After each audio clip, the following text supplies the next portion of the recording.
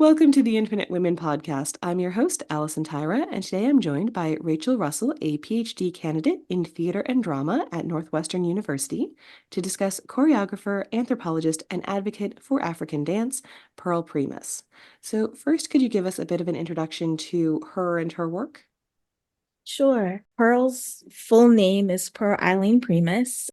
She was born November 29th, 1919 in Port of Spain, Trinidad, which is the capital city of Trinidad and Tobago. She moved to New York City with her family when she was 2 years old and grew up in Midtown Manhattan. She ran track growing up, which I think contributed to her lovely jumps and leaps that she was known for.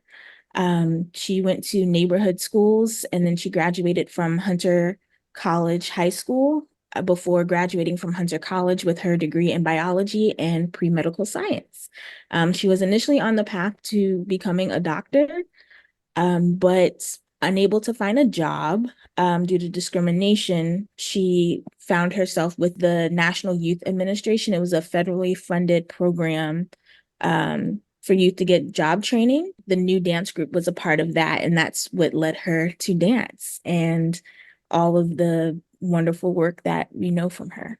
So she studied with a bunch of really impressive folks like Martha Graham, Charles Weidman, Ismay Andrews, and particularly interesting is Asadata Dafora, which I apologize if I mispronounced that. But he was a big proponent of African drumming in the US, just as Pearl became a big advocate for African dance. Yes. She also studied with Jane Dudley, Sophie Maslow, William Bales, and a couple other people that will come up. What I loved about learning more about Pearl Primus's history is that within her family, she more or less knew, her background. And so she grew up knowing of her being of African descent and um, in particular, her parents were descendants from the Ashanti of Ghana.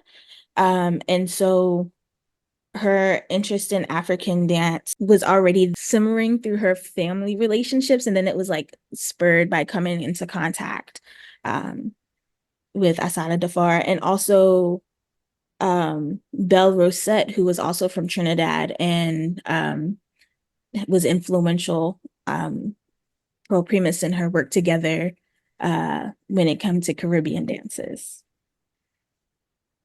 So my understanding is that one of the big difficulties with the African diaspora is that a lot of people don't know their specific heritage because of the transatlantic slave trade. But she also studied a lot of different African cultures as well, right? Like it wasn't just the one that she was specifically descended from. Yes. Because even though like she knew of her grandparents being Ashanti from Ghana, like most, if not all of us in the diaspora, we're a mix of many different peoples um and so the mapping of the like states that we know now and the countries that we know now were kind of like placed onto people groups, and like those people have long histories of interaction and dance um and are like part of bigger groups and smaller groups and like various interactions and travels. And so to like as a African diasporic person and African diasporic dancer, and I think especially for Primus, it's like, oh, I need to know all of us, which is us. And she talks about this in some of her other works of like dance connecting her to herself, but also connecting her to other people.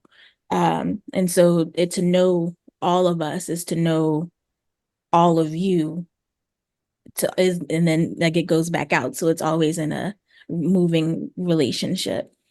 And so she didn't begin formally studying dance until she was 21, which is relatively late for dancers in a lot of genres.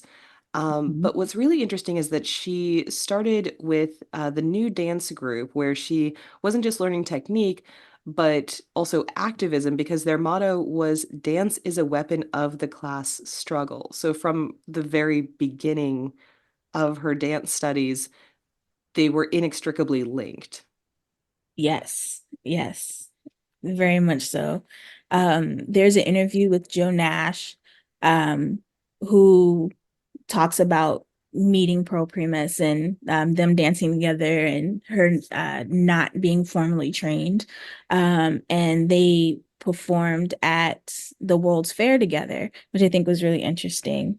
So the World's Fair happened in New York City and Queens, and the buildings and things are still there. And he said they performed the Virginia Reel, the cakewalk, and the Lindy Hop, and that she like picked up on it really easily even though she didn't have a lot of like formalized training.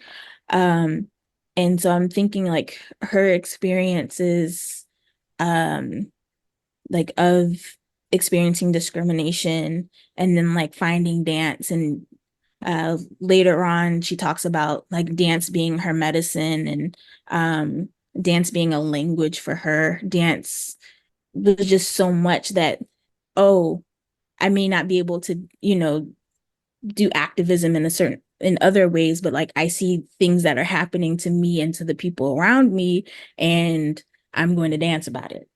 They like they're not separate. Like, oh, this is my language. This is what I can use to speak. She was living in a time of like the Red Scare and world wars, and where do you direct all of, all of the feelings, all of the anger? Um, Like I think dance is a really productive place to put it. Well, and it's interesting when we're talking about how physical her dancing was. And my understanding is that that's one of the big differences between like modern dance versus ballet is the energy and the movements and sort of the force and the emotion over just making a lovely aesthetic. It's kind of how the movement comes across. Because ballet, I think it can be very hard and forceful and painful, but I think it's more directed towards the dancer and what their bodies have to go through. And so it's the goal of ballet is to like not show the effort and not show the work, not show the pain. Um, in modern dance, there's more use of weight. There's the use of grounded of the ground in and of itself, whether rolling in and out of the floor, but just like feeling and using the weight to create swings, to create motion, to create, to propel through space, the ability to release the joints, release the spine. You're allowed to really like explore in a different kind of way and get a little more like, earthy. The aesthetic goals of modern can be kind of what you decide you want them to be. And so it's you can speak a lot of different languages within that. Um, in ballet, you can speak many different languages, but the goals are just very different. Well, and the overall aesthetic is much less rigid. It doesn't have to conform to exactly what people have been doing for hundreds of years. No, no, no. You can create your new thing, which is also something beautiful about Pearl Primus is like using all of the knowledge over time that she was creating her own technique, her own um way of training the body and the mind, the spirit for like her own goals and interests. But to like reflect. And so yeah, that's the beauty, I think, of modern dance. And she came at a time of contemporary modern dance where there was even more breaks away from more of the codified techniques of like, she studied with Graham, so she learned Graham technique. Studied with Charles Weidman, she wrote Weidman Humphrey technique. Um, they had their own particular ways, but she came at a time where she was allowed to kind of break free, um, explore her own movement, especially as somebody who didn't have that long history of formalized training. She was able to bring all of the knowledge that was in her body through the technique of her life to the stage. That's interesting because I think you get that with visual art as well, where not necessarily realism, but like abstract art is very much, they never told me how to do it right, so I didn't worry about doing it wrong. Mm-hmm. Mm-hmm. But what's interesting is that as you said, she is learning technique. It's not that she's just making this up out of nowhere. And similarly, this intersection of anthropology and choreography is really fascinating because it feels like the word authentic gets thrown around a lot, but she really was working to ensure that she was being true to the different people she was representing. Because as you said, she's trying to incorporate all of these different elements to connect with people in as many different ways as possible. But she wasn't just, randomly appropriating, oh, that's a cool move. She was actually, like, for example, going to the Deep South in 1944, immersing herself with sharecroppers and incorporating fieldwork into the choreography. She's going to Africa and living with different people and doing like an 18-month research and study tour of the Gold Coast and Angola and Liberia and Senegal. And she's actually really immersing herself with different people to truly understand the movements before she incorporates them into the work, it feels like. Yeah, it's responsible. It's recognizing like the depth of what is already there, and it's honoring, it's like I want to learn, and how do you learn? You sit at the foot of the teachers and um really soak it in and really understand it, like the nuances. It's a culture of respect. It's like deeply loving.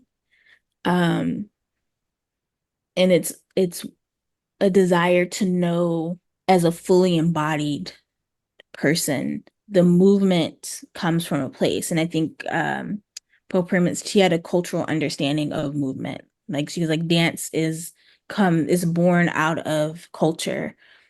And so therefore it is born out of people.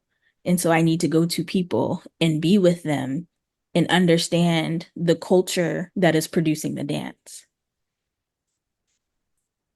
And so she actually completed a PhD in anthropology at New York University in 1978. So she'd been working for decades at that point. And I've heard stories that like she was so well accepted into communities that, for example, she was declared a man so that she could learn the dances only assigned to men. Um, in Nigeria, the Oni and other people felt that she was such a part of the community that they initiated her into the Commonwealth and conferred on her the title of Omawale, a child who has returned home. So she's definitely not doing the tourist thing where it's like, oh, I went and lived among the people. She is actually really coming in with that open heart and open mind and wanting to learn. I believe it's like the I we, the like I am you and you are me. We are separate, but we are also like one people. Um, and I think that came out of like her upbringing and the rise of Pan-Africanism. And I kind of like to go back to, because like she got to that wonderful point, but she had an FBI file opened on her for like some of this beautiful work that she was doing in that previous time period. And so, she's doing it out of the love of people and the recognition of like what's happening around her. And like she's also being watched because of it. She's gaining critical acclaim for her dancing. And the FBI is looking into if she's actually a citizen. Um, like the Harlem Renaissance is happening and she's dancing and she's like connecting with all kinds of people all over. Which, of course, J. Edgar Hoover's FBI would immediately find suspicious. Immediately find suspicious because like she's also performing in cafe society and places where, like, oh, it's the threat of communism. Um, and like, these impacted her travels later on, like impacted her being able to renew her passport in order to do these trips to the continent of Africa, to go to Liberia, to be able to return. So she's doing all of this work, but not without um just like the threat of existence, which I think makes the it's an ongoing thing, and I think it's really important um to like think about, oh wow, she got to this point of the PhD and she got to like the beautiful dances that we know of her, and we know of her leaps and we know of her jumps, but like do people know about the FBI file that was opened and then closed and then reopened again as she was doing this work that almost possibly would not have happened if there weren't other interventions for the FBI to not, to allow her to continue to, to dance. Look, I feel like all the cool kids had FBI files at this time. Like, Yes. there were a lot of them, is all I'm saying. And usually the Red Scare targets are the coolest people who were doing stuff at this time. That's all I'm saying. But I wonder if part of why they were concerned about her was that even from her debut performance, she was quite popular and successful. Like, if she hadn't been so good at what she did, and if people hadn't been so interested in her work, because like was performing at Carnegie Hall. She was doing Jacob's Pillow Dance Festival, performing on Broadway. She later toured with her own company in her own name. So I do wonder, like, if she hadn't been as high profile, I don't know that the FBI would have cared as much about her. Yeah, I've read her full file, and they tracked her through performance reviews and performance announcements as she was doing this traveling. They had informants placed in, in venues because of her ability to build bridges using dance. It created like interracial solidarity. It was threatening, especially like the economic component. So that, along with like her Pan-Africanism, along with um her performing in venues or receiving support of people affiliated with communism, um, really put a spotlight on her. I do wonder how much of her work helped bridge the empathy gap for a lot of people, because the whole premise of the empathy gap is that it is harder for us to relate to people who have very different lived experiences than we do, and particularly if you're a privileged person who's never had to understand marginalized experiences. And so I do wonder how much of her bringing culturally African movements and other aspects into a mainstream audience space was just, as you said, helping people relate to each other. What I love about especially like the earlier moments when Primus was gaining notoriety is like she performed in non quote unquote traditional performance spaces. So she like performed in cafes and in nightclubs. Because of her dance background, she didn't do entertainment style movements in those venues. Like she performed her modern dance in the nightclubs with bare feet.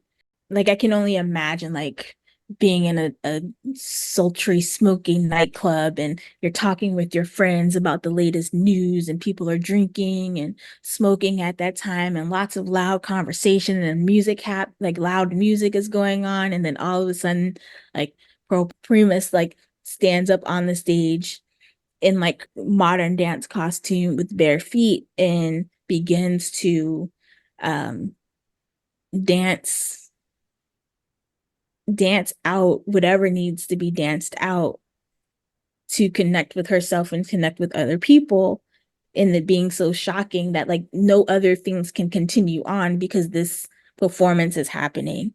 And so it like draws people in. It like probably breaks down their understanding of like the Black dancing body. Um and then from there it's like, oh, I want to see more, and so it brings people in and brings, I think it brought people to her um in ways that they probably had to like think and challenge and grow themselves. And then if they're already like there in the space, they're already probably have commitments to change. And then like from there, it just becomes more of a fruitful launching pad to continue on that journey. I'd also like to dig in a bit more on the art as activism aspect of her work. So, as a couple examples, Strange Fruit was based on a poem by Lewis Allen. A lot of people may know the Billie Holiday song of the Mhm. same name. And so that was depicting the aftermath of lynching through the remorse of a woman who has realized how awful this is, to show that, even a lynch mob can experience penitence. Hard Time Blues was protesting sharecropping and was based on her experience living and working with sharecroppers. And then at her Broadway debut in 1944, she performed a work that was choreographed to Langston Hughes' poem, The Negro Speaks of Rivers. So that one was about the inequalities and injustices imposed on the Black community, while also showing comparisons between the ancestry of Black people and sort of showing that through four major rivers.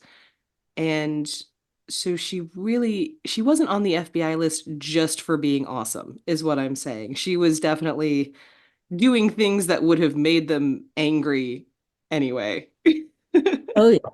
Oh, yes. She was awesomely airing all the dirty laundry in ways that are super important because it's different when it's art. Like I've been in protest space of marching and have seen the police response to that.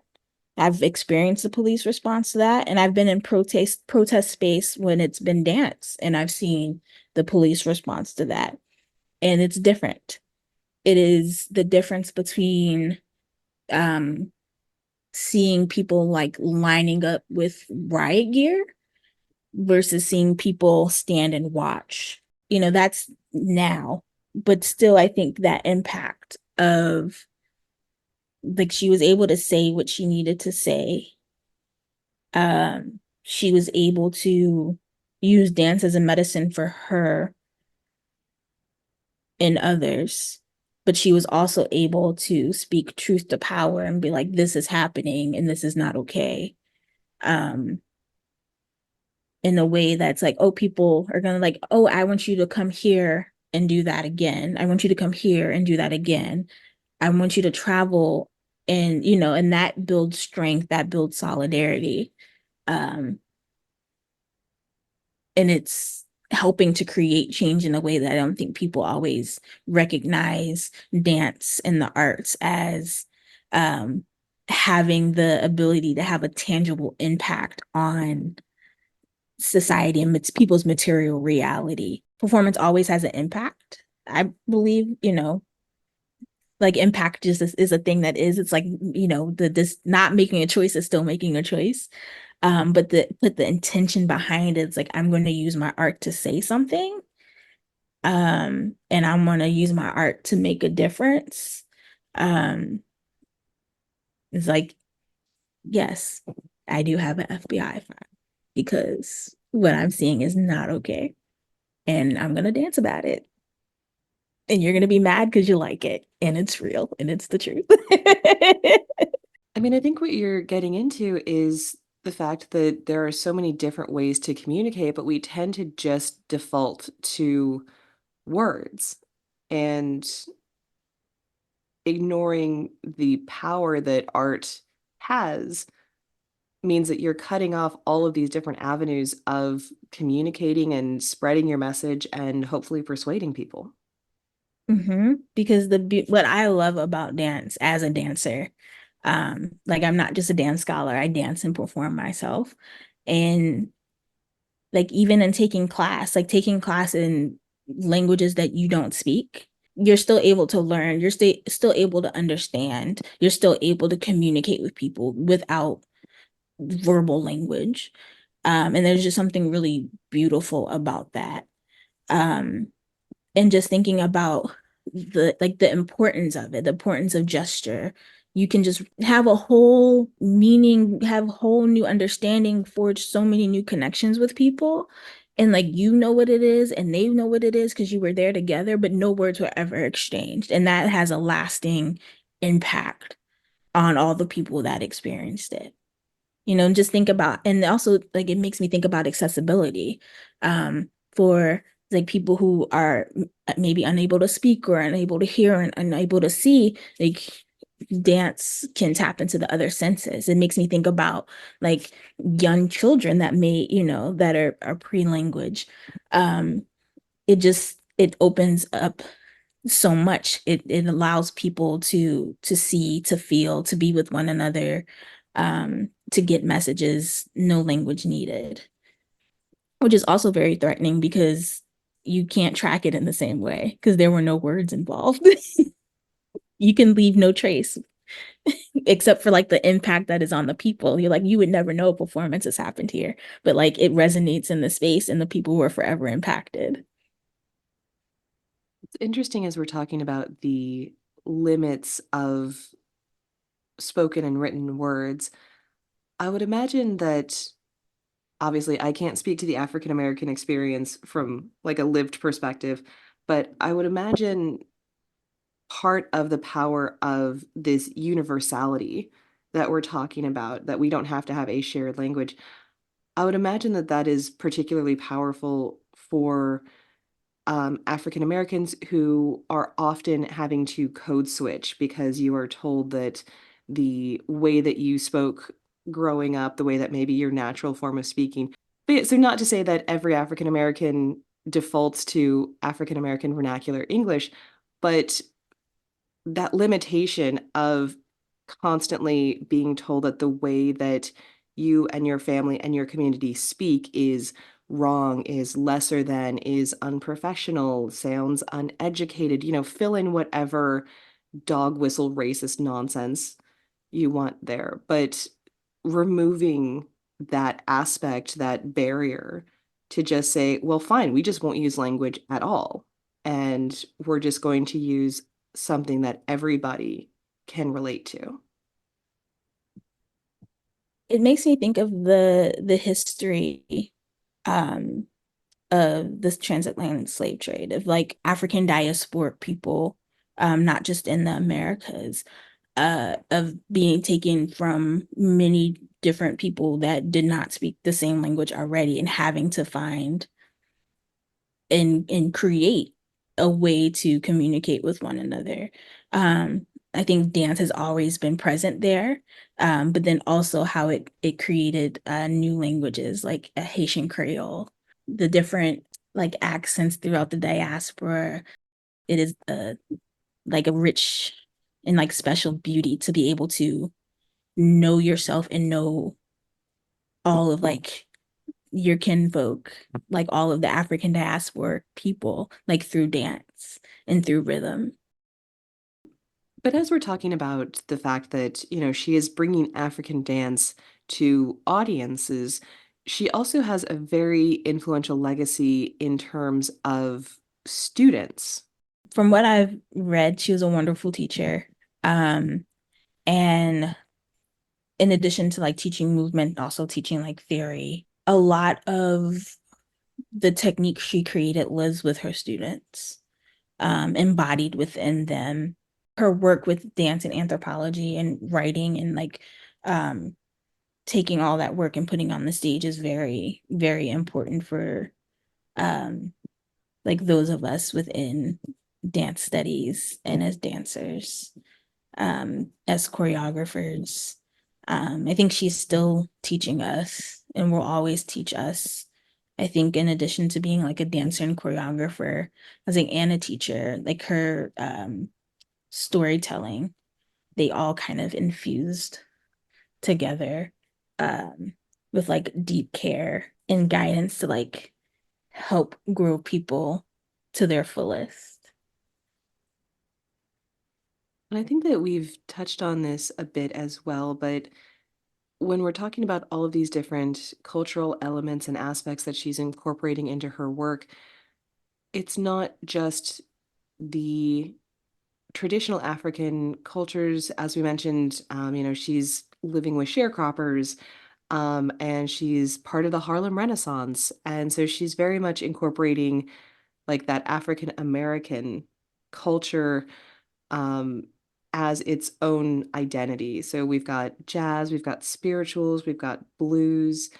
And so it's really this beautiful blending of all of these different aspects and showing that they can all coexist, which I think that in itself is really powerful. Mm-hmm. Mm-hmm. Yeah, they coexist and they make sense in ways that are hard to explain. You can see the remnants and the influences, and you can to be able to take movement from seemingly disparate places and put them together and have them vibe with one another. I think just shows like the richness of the culture and the history in a way that will and has caused people to see differently. Like you see jazz and like you see it on the big screen and on the stage. But then to also see like movements coming from sharecroppers and realizing like these are both movements and they mean something, I think allows people to understand the environment and like what there's the people around them in a different way. I think it's also acknowledging that these things are all interconnected in an evolutionary framework in terms of, where did jazz come from? Where did spirituals come from? Where did blues music come from? Hint, not white people.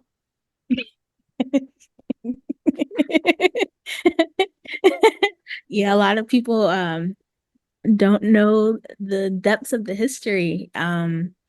Just thinking about like tap dance and even when it comes not even just on the dance side, but on the music side as well. So if we could step back and take a look at the work that you're doing and how Pearl Primus fits into the larger scope of what you're doing at Northwestern. Dancing, living in New York, listening to people and learning so much more. I was like, oh, this is an experience that people are having. What I'm hearing is not new. Um, and so I was like, oh, it's the waiting room, which is the name of the dissertation. And I'm like, the in this waiting room, um, the dead are not gone, and ancestors are coexisting with the living in this space. And Pearl Primus is one of the ancestors in this space. That is like reclaim the space that was initially created for Black women to die, um, but is now used for like respite and healing and connecting. And this room is attached to a house. And like things go on in the back rooms of the house so people can commune with their ancestors and other like guides. Like I've been researching into Pearl Primus's life and work to understand her experiences in relationship to this space. Thinking about like her own experience and like when did she enter the space and what um like who was there in the space for her, both the other living people she was with and other ancestors, and then like how is she also in the space as an ancestor, um communicating and influencing and guiding uh us living who are coming in and out of the space as she's one of the four mothers. Because I believe that like through her life and through dance and through the creation of her technique that like there are jewels and riches and like ways of understanding and like things that she wanted us to know um that live in there. And so it's part of trying to understand and like work with her to bring some of those out to the fore in possibly ways that people don't think about or understand, or like have them think about a little bit differently in relationship to like the overall waiting room as a space. Because the larger space, it's like there's a lot happening there. I mean, what's really interesting is that it feels like you're doing something that she did, which is trying to convey how we got to where we are now and what are the different elements that contributed to what we are experiencing in the modern day. Yes, and their implications for the future, the past, the present, the future are all intertwined, um, which I think is just it's part of the experience of being in this space, but it's also important for future generations. Um, I guess she was thinking about future generations, and I'm a future generation thinking about future. Like, there's always a past, present, future, and maybe not even in that order, um, happening all at the same time. Join us next time on the Infinite Women podcast, and remember, well behaved women rarely make history.